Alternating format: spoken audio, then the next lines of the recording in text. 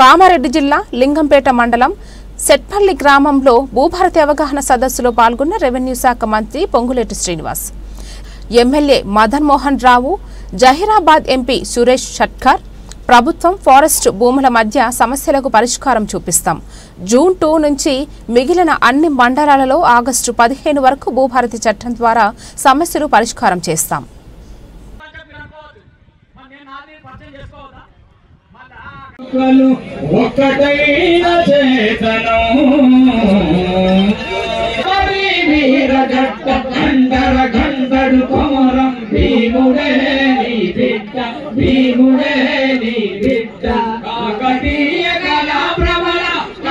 అందరికీ నా హృదయపూర్వక వందనాలు. మరి ఈ భూభారతి చట్టం మీరు వెళ్లే అవకాశాన్ని ఎసులుబాటుని ఈ చట్టంలో పేర్కొనబడింది. అసైన్ ల్యాండ్ లో ఇంతకు ముందు 2017-18 ముందు పానీలో అసైన్ ల్యాండ్ ఇష్యూ వచ్చింది. కానీ ఎల్ఆర్యుపి ఆ భూములు ఎప్పుడో మన ప్రభుత్వం వచ్చిన తర్వాత చాలా మంది గ్రామాల్లో చిన్న మన సీనన నాయకత్వంలో ఇవాళ 2 అంచెల వ్యవస్థ, అప్పీల్ వ్యవస్థ పెట్టారు. పోవాలి అని చెప్పడం జరిగింది.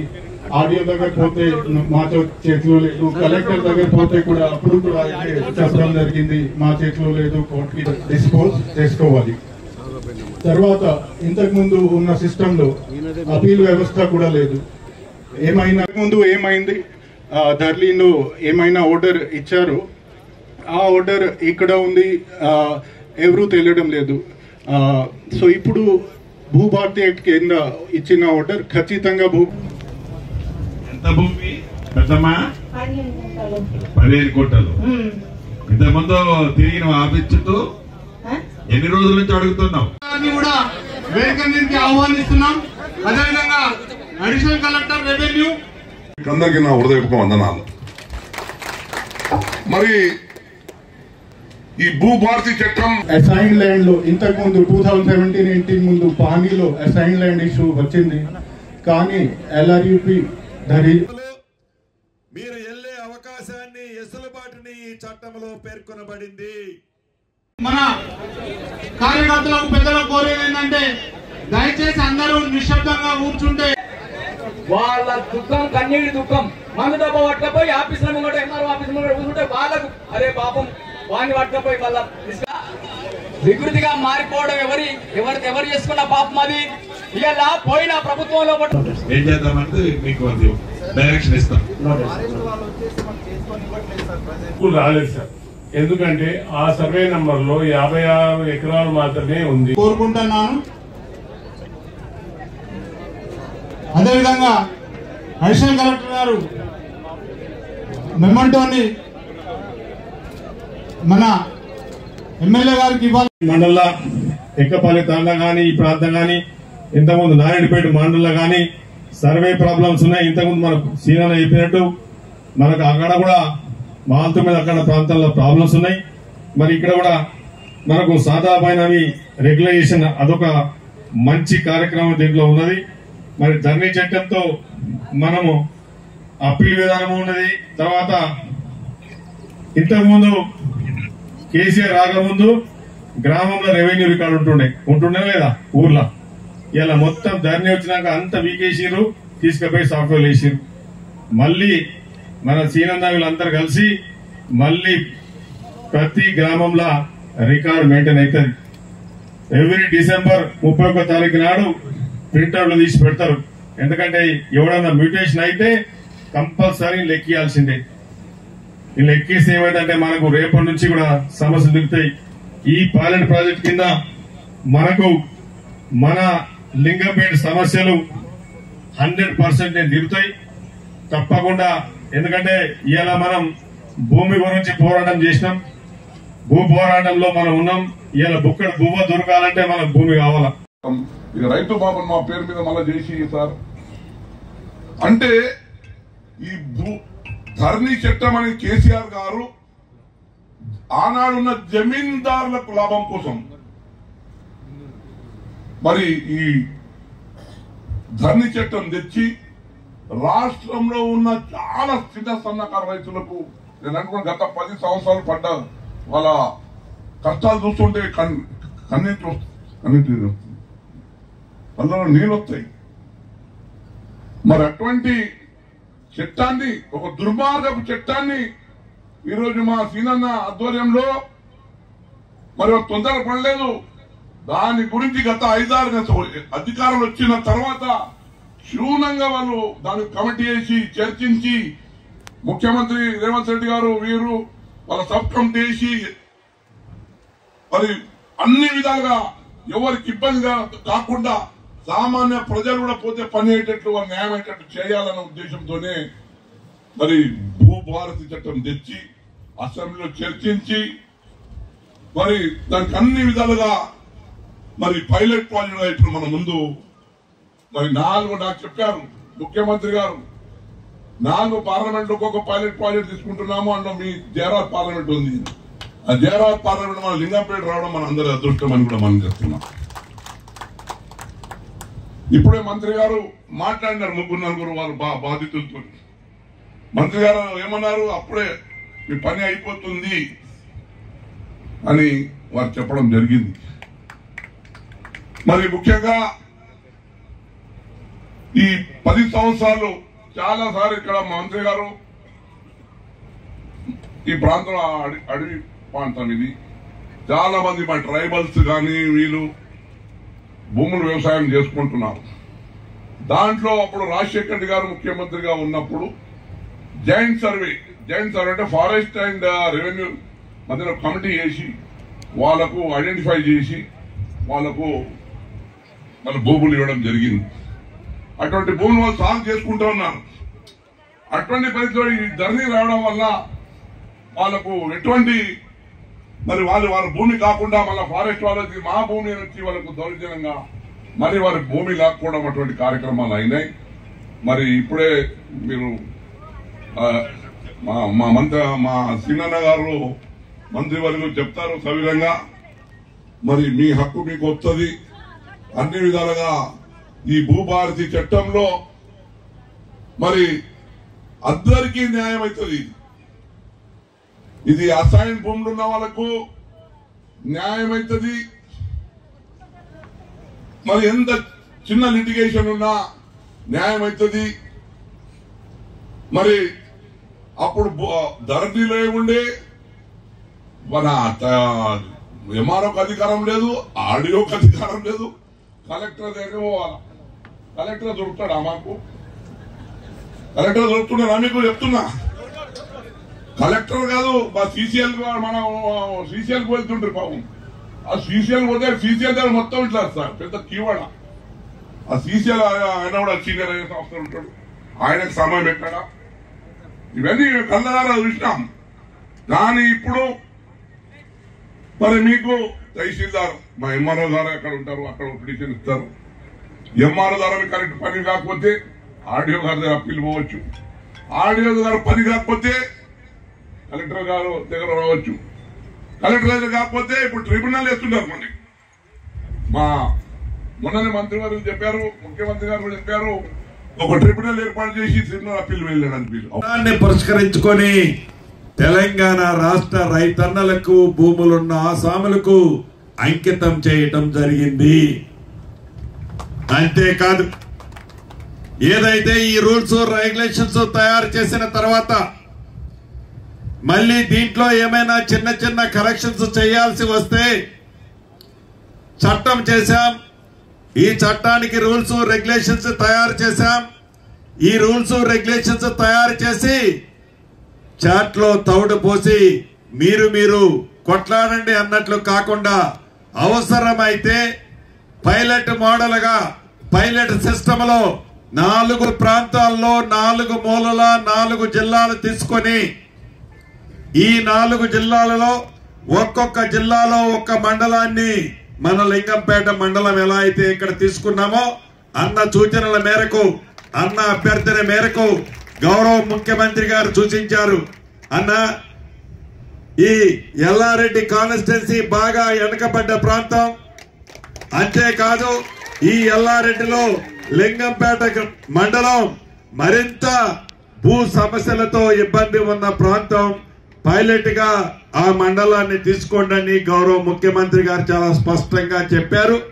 వారి సూచనలతోనే మన ఎల్లారెడ్డి కాన్స్టిట్యున్సీలో ఈ లింగంపేట మండలాన్ని తీసుకొని ఈ 23 రెవెన్యూ గ్రామాలలో ఇందాక గౌరవ కలెక్టర్ గారితో మాట్లాడిన, అడిషనల్ జాయింట్ కలెక్టర్ గారితో మాట్లాడిన ఎన్ని గ్రామాలు ఇప్పటి వరకు మీరే ఎంఆర్ఓ స్థాయి అధికారులు వారి టీము గతంలో ధరణిలో లాగా కాకుండా చెప్పులు అరిగిందాక ప్రజలు కలెక్టరేట్ చుట్టూ తిరగకుండా ప్రభుత్వ యంత్రాంగమే, రెవెన్యూ యంత్రాంగమే ప్రజల వద్దకు రెవెన్యూ గ్రామానికి వెళ్లి వారి సమస్యల్ని పరిష్కరించాలని ఆదేశించి ఆ ఆదేశించిన దాంట్లో భాగంగానే ఈ లింగంపేట మండలంలో 23 రెవెన్యూ గ్రామాలుంటే నిన్నటి వరకు 20 గ్రామాలు ప్రత్యక్షంగా ఎంఆర్ఓ స్థాయి అధికారులు వారి టీం వచ్చి మీ దగ్గర అప్లికేషన్లు కూడా వాళ్లే మీకు ఇచ్చి టిక్కు పెట్టుకొని మీ సమస్యలని ఏ విధంగా పరిష్కరించాలి అనే విధంగా పాజిటివ్ వైబ్రేషన్స్ తో చెయ్యాలి, పేదోడి కష్టాలు తీర్చాలి అని మన ఇందిరమ్మ ప్రభుత్వంలో చిత్తశుద్ధితో ఈ కార్యక్రమానికి మోడల్ గా మన లింగంపేట మండలాన్ని ఎన్నుకోవడం జరిగింది. దీంట్లో భాగంగా ఈ కారణంగా అనేక ఇబ్బందులు పడుతున్నామని చెప్పారు. అన్ని విధాల ఆలోచించి అది సాదా బైనామా కావచ్చు, గతంలో ప్రభుత్వం ఇచ్చిన పట్టాలు కావచ్చు, ప్రభుత్వ భూములు, ఫారెస్ట్ భూములు, బౌండరీ విషయాలు కావచ్చు, పట్టా భూముల్లో పేరు తప్పు పడి ఉండొచ్చు, పట్టా భూముల్లో 10 ఎకరాలుంటే ఎకరమే పడి తప్పు పడి ఉండొచ్చు, పేరులలో ఇంటి పేరు బదులు ఇంకొక పేరు, కొడుకు పేరు బదులు ఇంకొక పేరు ఇబ్బందులు పడుండొచ్చు. గత ప్రభుత్వంలో కానీ ప్రభుత్వం ఏ కారణం చేతైనా ప్రభుత్వ అభివృద్ధి కోసం ఒక 10 ఎకరాల సర్వే నెంబర్లో ఒక 10 గుంటల భూమిని సేకరిస్తే మిగిలిన 9 ఎకరాల 30 గుంటల భూమి అది ప్రొఫిటల్ లిస్ట్ లో అది ప్రభుత్వ స్థలమని పడ్డ సందర్భాలు కూడా ఉన్నాయి. వీటన్నిటినీ పరిష్కరించే ముందు వీటన్నిటినీ పరిష్కరించే విధంగా ఈ భూభారతి 2025 చట్టంలో ఎంఆర్ఓ స్థాయిలో కొన్ని, ఆర్డీఓ గారి స్థాయిలో కొన్ని, అడిషనల్ కలెక్టర్ గారి స్థాయిలో కొన్ని, కలెక్టర్ గారి స్థాయిలో కొన్ని, అదే రకంగా సిసిఎల్ఐ స్థాయిలో కొన్ని, ఇంకా మిగిలితే కూడా రాష్ట్ర వ్యాప్తంగా అవసరాలను బట్టి స్పెషల్ ట్రిబ్యునల్స్ ను కూడా పెట్టే అంశాన్ని ఈ చట్టంలో పేర్కొనబడింది. ఎంఆర్ఓ గారి ఉద్దేశపూర్వకంగా ఏమైనా తప్ప ఈ భూభారతి కాన్సెప్ట్ ద్వారా రైతన్నలకున్న సమస్యలు, న్యాయమైన సమస్యలు అన్నిటినీ పరిష్కరించే దిశగా మన గౌరవ ముఖ్యమంత్రి రేవంత్ రెడ్డి గారి నాయకత్వంలోని మన ఇందిరమ్మ ప్రభుత్వం, పేదోడి కష్టాలు తెరిచే ఇందిరమ్మ ప్రభుత్వం ఆ దిశగా పనిచేస్తుందని ఈ వేదిక ద్వారా మీ అందరికీ తెలియజేయదలుచుకున్నాను. ఇక నిన్నగాక మొన్న ఒక మీటింగ్ జరిగింది, దృష్టికి వచ్చింది. గౌరవ కలెక్టర్ గారికి, గౌరవ అడిషనల్ కలెక్టర్లు ఇద్దరికి అందరికీ చెప్పాను. ఇప్పుడు అదే నేను మాట్లాడేది. ఆల్రెడీ 4 టీములు పనిచేస్తున్నాయి. ఈ మండలానికి ఒక స్పెషల్ అడిషనల్ కలెక్టర్ స్థాయి అధికారిని కూడా నియమించాము. ఈ జూన్ 2వ తారీఖు నాటికి వీలైనంత వరకు నాకు తెలిసి 100కి 100% ఏవైతే న్యాయమైన రైతన్నల సమస్యలు ఈ లింగంపేట మండలంలో ఉన్నాయో వాటన్నిటినీ పరిష్కరించే దిశగా మన ఇందిరమ్మ ప్రభుత్వం పనిచేస్తూ జూన్ 2వ తారీఖు అంటే మన ఇందిరమ్మ ప్రభుత్వంలో రాష్ట్రాన్ని ఇచ్చిన రోజు. దాన్ని దృష్టిలో పెట్టుకొని ఆ రోజుకి పైలట్ గా ఉన్న ఈ 4 మండలాలలో రైతన్నలని పూర్తిగా భూముల మీద హక్కులు కల్పించే విధంగా చర్యలు తీసుకునే విధంగా మన ప్రభుత్వం ఈనాడు ఆ దిశలో పనిచేస్తుంది. జూన్ 2వ తారీఖు నుంచి రాష్ట్రంలో మిగిలిన సాగు చేసుకుంటున్న భూమి ఉంటే ఈ చట్టం ద్వారా వారికి కూడా పాస్బుక్లు ఇవ్వటము జరుగుద్దని కూడా ఈ వేదిక ద్వారా అటువంటి పేద రైతన్నలకి మన ఇందిరమ్మ ప్రభుత్వ పక్షాన హామీ ఇస్తున్నాను. చివరగా మీ అందరికి చెప్పేది ఒకటే, ఇందిరమ్మ ప్రభుత్వం అంటే పేదోడి ప్రభుత్వం, పేదోడి కష్టాలు తీర్చే ప్రభుత్వం, పేదోడి కోసం ఉన్న ప్రభుత్వం, పేదోడికి పూర్తిగా భరోసా ఇచ్చే ప్రభుత్వం. గడిచిన 15 నెలల క్రితం మీ అందరి దీవెనలతో తెలంగాణ రాష్ట్రంలో మీ కష్ట ఫలితంగా ఇందిరమ్మ రాజ్యాన్ని తెచ్చుకున్నాం. ఆనాడు ఇందిరమ్మ ప్రభుత్వం రావాలని తాపత్రయపడ్డ మీరంతా గౌరవ ముఖ్యమంత్రి రేవంత్ రెడ్డి గారి నాయకత్వంలోని మన ఇందిరమ్మ ప్రభుత్వం మీరే కలలైతే కన్నారో కన్న ప్రతి కలని రాష్ట్ర ఆర్థిక పరిస్థితి 8,19,000 కోట్ల అప్పు చేసి ఆనాటి ప్రభుత్వుడు వెళ్లిపోయినా ఇచ్చిన ప్రతి హామీని తల తాకట్టు పెట్టైనా పేదవాడి ముఖంలో చిరునవ్వు చూసే దాంట్లో, రైతన్నకి అండగా ఉండే దాంట్లో, ఆడబిడ్డలని హక్కున చేర్చుకునే దాంట్లో, నిరుద్యోగ యువతకి ఇచ్చిన మాటను నెరవేర్చే దాంట్లో ఇందిరమ్మ ప్రభుత్వం ఒక్క అడుగు కూడా వెనక్కి వేయదు. మీ దీవెనలతో పగటి కళలు ఎవరైతే కంటున్నారో వారి పగటి కళలని భవిష్యత్తులో కూడా పగటి కళల్లోనే ఉంచే విధంగా సైనికులైన మనందరం కష్టపడి పని చేయాలి అని మనస్ఫూర్తిగా మీ అందరినీ పేరు పేరున అభ్యర్థిస్తూ మీ అందరి దగ్గర చేయలేని పనులన్నీ చేస్తున్నామని తట్టుకోలేక దుఃఖం వస్తుందట ఆ దొరవారికి. సన్నబియ్యం ఇస్తున్నాం, 200 యూనిట్ల ఉచిత కరెంట్ ఇస్తున్నాం, ఆడబిడ్డలకు 500కే గ్యాస్ మద్దిస్తున్నాం. పేదోడికి జబ్బు చేస్తే 10 లక్షల రూపాయల వరకు రాజీవ్ ఆరోగ్యశ్రీ ద్వారా ఉచిత వైద్యం ఇస్తున్నాం. ఆడబిడ్డలకి ఆర్టీసీ బస్సులో ₹1 ఛార్జీ లేకుండా రాష్ట్రమంతా ఉచితంగా పయనించే విధంగా కార్యక్రమాన్ని ఇచ్చాం. రాజు యువ వికాసం కార్యక్రమాన్ని 50,000 నుంచి 5 లక్షల రూపాయల వరకు ప్రతి నియోజకవర్గానికి 3 నుంచి 4,000 మంది యువతకి ఇస్తున్నాం. దాంతో పాటు ఇందాక అన్న చెప్పినట్టు ఇందిరమ్మ ఇళ్ల మంత్రిగా ప్రతి నియోజకవర్గానికి విడతల వారీగా మొదటి విడత 3,500 ఇళ్లు ఈ 2-3 రోజుల్లోనే ఇందాక కలెక్టర్ గారికి నేను ఇటు కూర్చోబెట్టి చెప్పేది అదే. 3,500 ఇళ్లు 5వ తారీఖు లోపే మీ అందరికీ శాంక్షన్ ఇవ్వబోతుంది ఇందిరమ్మ ప్రభుత్వంలో. దయచేసి ఇందిరమ్మ సైనికులైన మీరంతా, పేదవాళ్ళైన మీరంతా మీ గ్రామాలలో మొదటి విడతలో అర్హులైన పేదవాళ్లలో బహు పేదవాళ్లు కట్టుకోండి. గత ప్రభుత్వం లాగా ఏదో ఈ స్కీమ్ ఒక్కసారి ఇచ్చి అయిపోయింది అనేది ఉండదు. ఈ రాబోయే 4 సంవత్సరాలలో భగవంతుడు దీవెనలతో పేదవాడు కన్నీరు తీర్చే మన ఇందిరమ్మ ప్రభుత్వంలో ఇందిరమ్మ ప్రభుత్వం అంటేనే ఇందిరమ్మ ఇల్లు.